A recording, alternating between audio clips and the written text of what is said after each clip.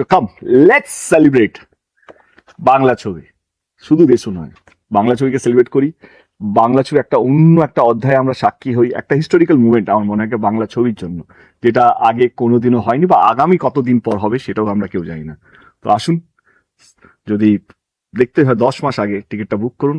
We have limited seats, limited halls. এটা first phase একটা event, যেটা আগে আমার মনে হয় আগে কেউ করেনি। And will make sure that কে যারা যারা টিকিট কাটছেন আজকে বা কালকে, যখন হলে যাবেন, you'll be surprised to see কে something is waiting for you.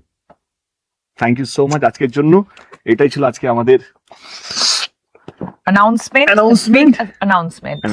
আর এই ইন্টারভিউর মধ্যে আমরা লাইভের মধ্যে অনেক কিছু এমন কিছু বলেছি, হয়তো অনেকের খারাপ লাগতেও পারে, নাও লাগতে পারে। যদি কারো খারাপ লেগে থাকে, কাউকে হার্ট করে না। যদি কেউ হার্ট হয়ে থাকে তো সরি। আর যদি কেউ কি বলবো, কে ইফ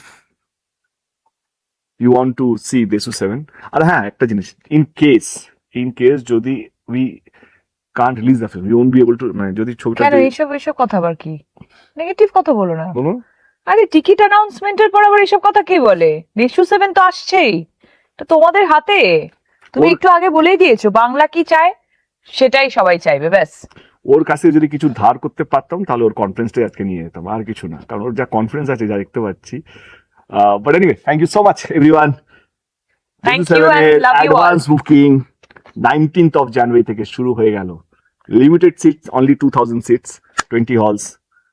আসুন, একটা ঐতিহাসিক জিনিসের আমরা সবাই সাক্ষী হই। Thank you. Thank you.